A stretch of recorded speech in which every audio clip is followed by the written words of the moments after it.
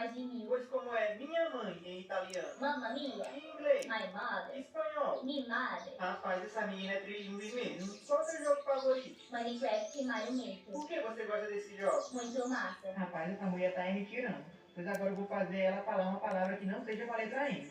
Qual o seu gênero? Mulher. O que a ovelha faz? Né. E a vaca? E o gato? Miau. É, agora eu fui meio óbvio.